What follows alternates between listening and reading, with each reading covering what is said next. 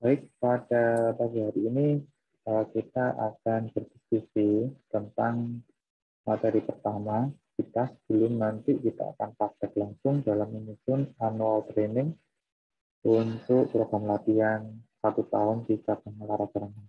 Ya, kita masuk yang pertama. Ini. Jadi di sini Anda akan diperkenalkan yang namanya annual training. Atau paling tidak Anda paham yang namanya annual training atau periodisasi. Yang dinamakan periodisasi latihan ini adalah sebuah rencana terukur dan terencana dalam program latihan yang dihitung dalam waktu 1 tahun. Jadi ukurannya adalah terukur, terencana. Bisa juga berdasarkan hasil evaluasi. Itu yang harus Anda pahami dulu. Sehingga nantinya diharapkan dengan menyusun rencana 1 tahun ini, maka Anda mendapatkan gambaran yang paling bagus dalam proses pelatihan cabang olahraga renang untuk atlet Anda. Dan perlu diketahui, untuk menyusun annual training ini, maka Anda wajib tahu. Yang pertama adalah atletnya nomornya apa. Yang berikutnya, dia nanti Anda akan pusatkan pada kejuaraan yang apa. Nah, itu adalah hal yang penting. Karena dengan seperti itu, maka Anda nanti bisa menyusun annual training ini dalam bentuk sesuai dengan target Anda di tahun itu. Karena dalam annual training ini dibagi menjadi banyak.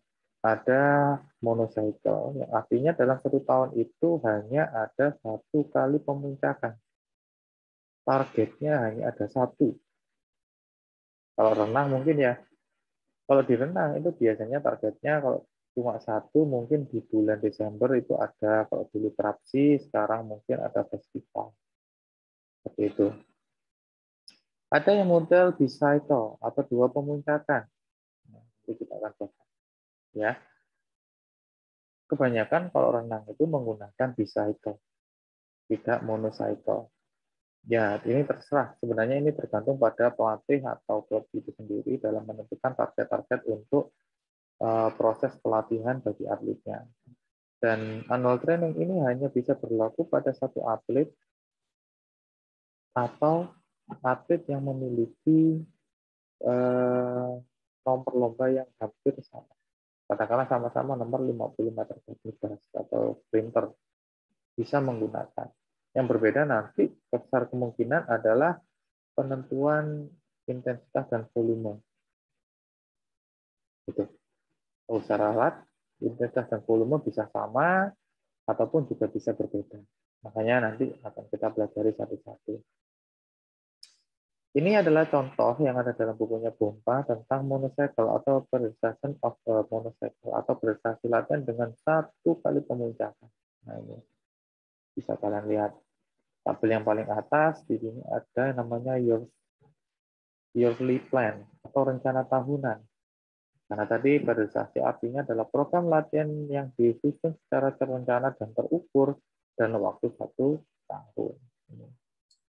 Dalam program periodisasi latihan atau annual training ini dibagi dalam beberapa tahap. Yang paling kecil ini adalah ini, yaitu fase latihan. Fase latihan pun dibagi lagi menjadi lebih kecil, namanya subfase.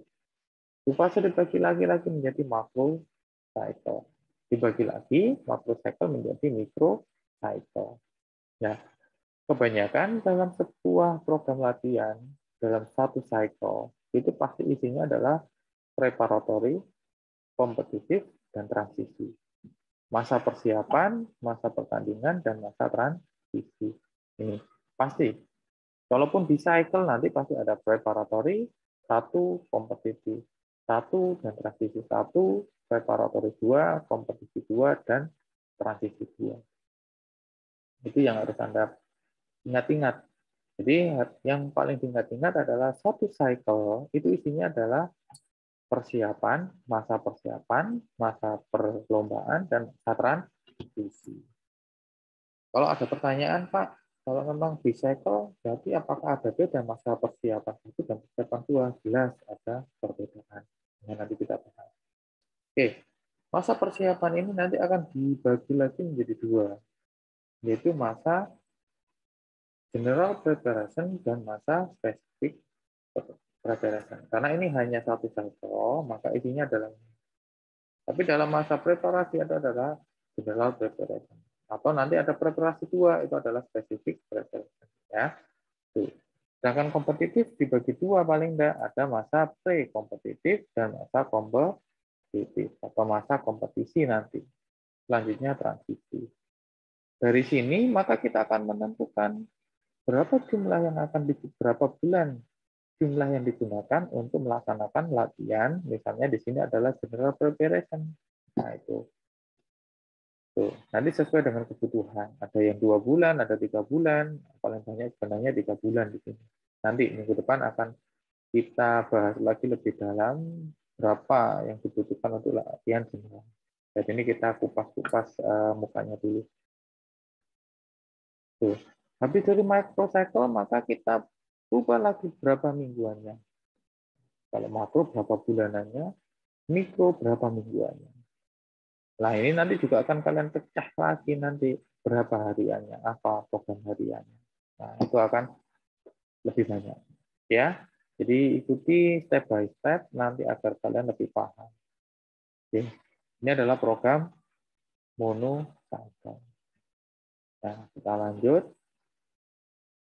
Nah, ini bicycle atau 2 kali pemuncakan.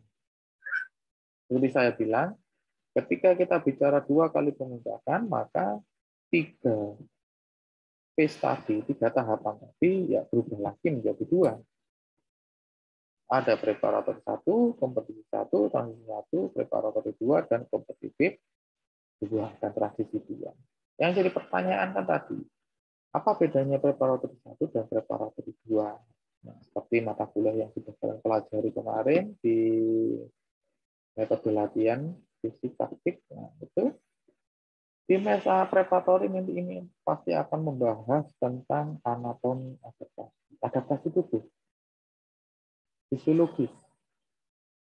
Anda mempersiapkan fisiologisnya mampu enggak? Fungsi fisiologisnya mampu enggak? Anatominya mampu enggak? Ini di sini.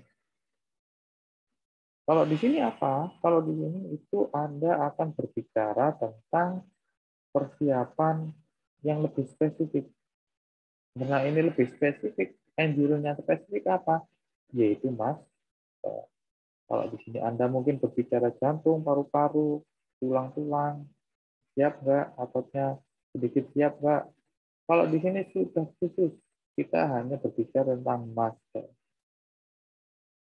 Oke, pertanyaannya, Pak, kalau muscle-nya berkembang, apakah aerobiknya berkembang untuk jantung dan paru-paru? Ya jelas. Tapi kan mengikuti. Kalau di sini perkembangan dari jantung dan paru-paru, maka perkembangan otot akan mengikuti. Kekuatan performa otot akan mengikuti. Kalau di sini, dengan meningkatnya performa otot, maka performa jantung dan paru-paru akan mengikuti juga. Tapi kan fokusnya adalah apa?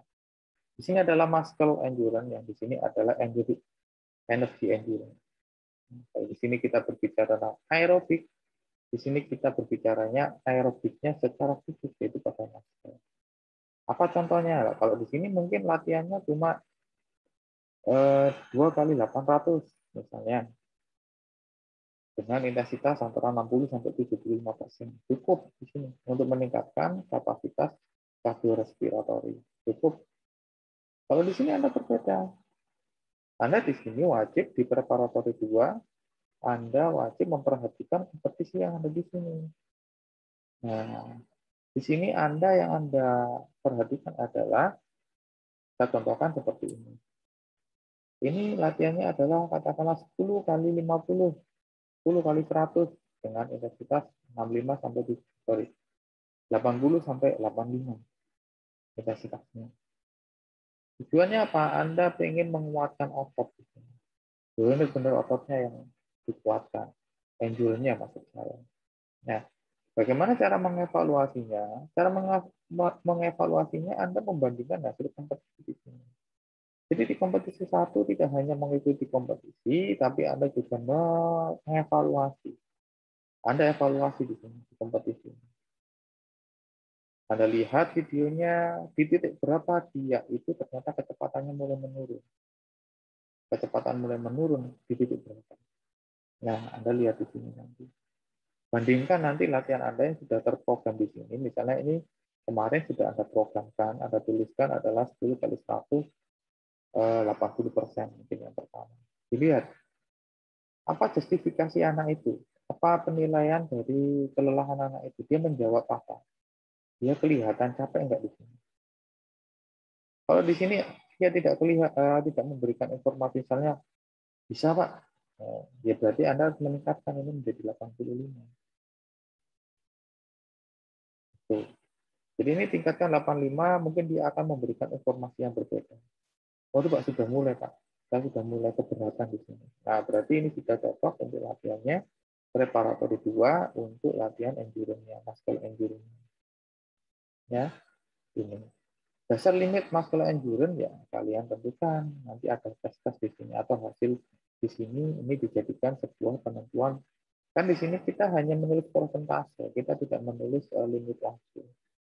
Limit waktu nanti paling enak bisa berubah. Kalau persentase kan enak, menyesuaikan limit waktu yang up to date dari dia ditingkatkan di sini. Kalau kita di sini sudah menulis limit waktu ya agak sedikit sulit, tapi tidak apa-apa kalau Anda bisa. Berarti praduga Anda lebih bagus. Ya, cuma saya sarankan lebih baik persentase nanti setiap minggunya. Disertakan limit tidak apa-apa, kalau memang nanti di Excel ya tinggal masukkan angka-angkanya nanti akan berubah sesuai dengan limit-limit yang up to date. Oke, dengan capaian waktu yang up to date. Oke, itu ya berarti ini harus ada justifikasi bahwa dia memang sudah mengalami sebuah kelelahan otot di sini. Justifikasinya seperti itu. Dari mana? Dari Anda melihat, bertanya sama dia, gimana? 10 kali 50 ini, 10 kali 100 ini, apa dampaknya pada kamu? Apakah kamu sudah mulai lelah? Oh iya Pak, sudah masuk. Jadi di sini akan ada terus peningkatan-peningkatan intensitas dalam program latihan kamu. Ya, itu di sini. Oke, selanjutnya masa kompetitif. Nah, masa kompetitif di sini juga akan dibagi lagi. Ada masa tapering di sini nanti. Mungkin 2 minggu sebelum masa perlombaan. Nah, apa bedanya? Kalau ini kan jelas sudah tidak ada bedanya. Ini kompetisi, kelasnya kelas 2, ini kompetisinya kelas 1. Makanya saya bilang mungkin ini Krabda, mungkin ini Kedurda atau Kedurnas. Di sini adalah festival terakhir, Krabsi di sini. Itu yang paling bergengsi. Oke. Sama dengan transisi. Transisi di sini dengan transisi yang kedua ini berbeda. Untuk transisi yang pertama, sorry yang kedua dulu. Transisi yang kedua ini adalah transisi masa reses dia, masa istirahat benar-benar dia.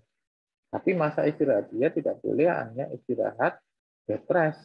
Bed rest 2 hari itu akan menyebabkan penurunan hingga 50% dari kemampuan dia. Itu sangat berbahaya. Kalau di sini Anda mengasih liburan, tetap Anda menyarankan ada proses stretching, senam, jogging-jogging biasa. Ini harus tetap dilaksanakan. Di sini berbeda. Masa transisi di sini adalah masa transisi dengan kualitas otot yang sangat tinggi di sini. Karena ini kompetisi tinggi. Setelah itu diturun, karena China adalah endurance pasti nanti grafiknya turun. Nah, disinilah maka proses penurunan program latihan harus Anda lakukan. Jangan sampai di sini karena dia sprinter, maka otot putihnya yang sangat tinggi berperan dalam kegiatan movement-nya dia, gerakan dia, maka Anda langsung ngasih dalam program gerakan yang sangat pelan di sini. Ya, jadi ini ada masa transisi pengurangan volume dan pengurangan intensitas di sini.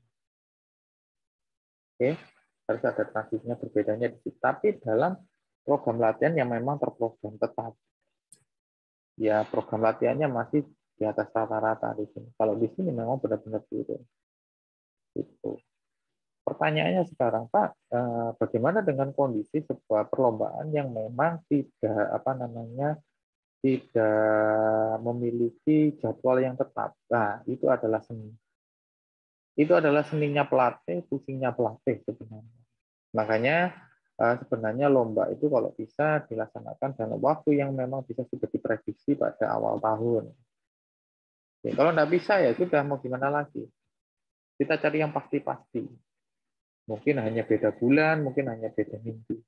Ya itu bisa dilaksanakan. Bagaimana kalau pandemi seperti ini, Pak? Ini Pak. Tetap. Jadi kalau periodisasi ini Anda harus pastikan juga dulu ada atlet yang dilatih dan ada tempat yang dibuat untuk latihan.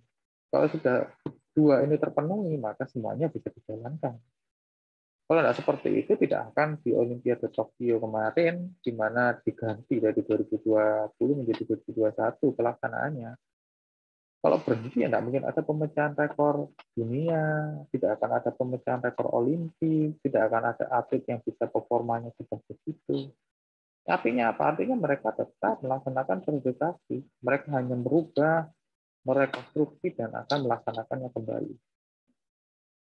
Satu lagi, puncak, peak di sini. Puncak itu memang di sini diukurnya adalah tulisannya kompetitif. Betul, itu sangat betul sekali. Akan tetapi, dalam suatu kasus, Anda juga bisa menggunakan hal-hal lain yang bisa Anda katakan sebagai peak performa pada pemuncak pertama. Misalnya. Apa itu? Bisa melalui time trial, bisa melalui apa namanya, time trial kan bisa dilaksanakan antar klub sendiri atau di klub itu sendiri, ataupun sparring partner. Bisa dilakukan seperti itu. Itu bisa menjadikan sebuah peak apabila terjadi sebuah ketidakpastian sebuah jadwal perlombaan. Itu ya, itu harus Anda pahami. Jadi peak di sini jangan hanya mengartikan ini hanya lomba, lomba, lomba, lomba, lomba. Dan memang peak yang terakhir itu pasti harus lomba. Tapi peak yang di sini, peak yang pertama. Nah, itu kalau memang ada sebuah hari atau tanggal yang tidak sesuai, maka penyesuaiannya adalah seperti tadi. Trial atau sparring partner. Oke, seperti itu. Lanjut. Nah, ini adalah isi atau konten pada masing-masing sub tadi. Ya, apa aja kontennya? Yaitu ada ketika latihan preparasi, latihan persiapan. Itu kontennya adalah ini. Anatomi, hipertrofi, maksimum strength, konversi, specific strength, yaitu power, power endurance, atau muscle endurance, yang dilakukan dalam jarak pendek, jarak menengah, dan jarak jauh. Nah, kan ini bisa kelihatan Anda lihat. Ini kalau monocycle, ini dilaksanakan monocycle isinya ini. Kalau misalnya apa namanya, misalnya dibagi di cycle atau dua pemuncakan, maksimum strength atau mungkin di bagian terakhir ini, conversion specific strength, ini bisa masuk pada persiapan dua. Persiapan satu anatomi hipertrofi maksimum, persiapan dua juga bisa maksimum strength, bisa pakai power endurance atau muscle endurance short, medium, dan long. Itu pada masa persiapan dua. Kalau kompetisi sama isinya seperti itu. Maintenance, memperbaiki maksimum strength dan specific strength, dan konsentrasi of training process. Ya, itu yang harus Anda pahami. Yang penting, bila saya simpulkan dalam kuliah itu tadi bahwa satu, yang namanya periodisasi adalah sebuah rencana tahunan yang terencana dan terukur. Jadi ada evaluasi, ada tes dan pengukuran sebelumnya. Ada bahan-bahan yang harus Anda pertimbangkan, hasil lomba, dan lain-lain. Nah, setelah itu Anda memahami tentang apa aja isinya. Nah, fase-fasenya apa? Fase-fasenya yang pasti ada tiga. Ada persiapan, ada kompetisi, ada transisi. Nah, itu kalau mono. Kalau dibagi dua apa? Dua pemuncak apa? Berarti ada persiapan satu, kompetisi satu, transisi, persiapan dua, kompetisi, dan transisi. Apalagi Pak isinya di bagian persiapan. Nah, persiapan dibagi lagi. Kalau persiapan umum satu, berarti yang harus dikonsentrasikan adalah apa? Adaptasi anatomi fisiologis, pembuatan hipertrofi, entah itu otot, pembuluh darah, dan lain-lain, ada maksimal strength. Nanti di persiapan dua apa? Di persiapan dua Ada specific strength, power apa, apa yang mau dikembangkan, engine apa yang dikembangkan, otot apa. Ini akan berhubungan tentang otot apa yang akan dikembangkan dalam bentuk daya tahan dan power fisik, kan gitu. Jadi namanya biasanya muscle endurance. Tuh. Kalau lomba, kita bisa bilang, kalau bisa kompetisi satu, itu tidak lebih bagus daripada kompetisi dua. Jadi puncaknya tetap ada di kompetisi dua, meskipun itu physical atau 2 kali pemuncak. Nah, ada tentukan. Di sana kompetisi satu adalah ketiga misalnya, atau ke jurnas. Sedangkan persiapan kedua ini adalah apa tadi, praksi atau festival. Itu yang harus Anda pahami. Transisi pun juga akan berbeda. Kalau transisi pertama itu Anda memindahkan mempersiapkan otot dari hasil yang peaknya tinggi, ototnya mungkin kalau sprinter peaknya otot putihnya tinggi, dipersiapkan pada gabungan putih dan merah, karena itu akan ada latihan muscle endurance. Itu. Jadi nggak bisa langsung masuk muscle endurance, nggak bisa. Nanti takutnya dia cedera. Ya, ada penyesuaian-penyesuaian yang harus Anda lakukan. Baru, kalau transisi yang kedua ini adalah transisi recovery setelah latihan 1 tahun. Lomba, mungkin liburan, tapi tetap dalam program liburan itu ada Anda menyarankan ada stretching, ada senam, ada jogging seperti itu. Itu adalah salah satu hal yang harus Anda pahami pada pertemuan pagi hari ini. Beberapa hal itu wajib dulu dipahami, baru nanti Anda bisa berbicara minggu depan berapa banyak untuk latihan general preparation, berapa minggu, kan gitu. Berapa minggu untuk pra kompetisi satu, berapa minggu untuk spesifik endurance pada persiapan kedua. Nah, itu mulai minggu depan, mulai kita pelajari. Sehingga minggu depan ketika kita menyebutkan anatomi adaptasi ini 4 minggu, ya Anda harus membuat sebuah annual training dengan program preparasi itu harusnya sampai kolomnya sampai 4 minggu itu tadi. Itu ya. Itu ya. Jadi mohon cara dipahami baik-baik dan silakan ini saya materinya menggunakan pompa yang tahun 2015 stabilisasi latihan, halamannya halaman 175, jadi nanti silakan dibuka kembali agar Anda mendapatkan gambaran yang mungkin lebih luas atau terlewatkan dari apa yang saya ajarkan pada pagi ini. Oke, terima kasih atas kedatangannya. Saya ucapkan selamat pagi dan terus selalu menjaga protokol kesehatan. Saya Bayu Agung Pramono mengakhiri perkuliahan pada perencanaan program latihan akuatik pada materi annual training tentang fase-fase yang ada dalam program yang ada dalam periode latihan. Terima kasih. Assalamualaikum warahmatullahi wabarakatuh.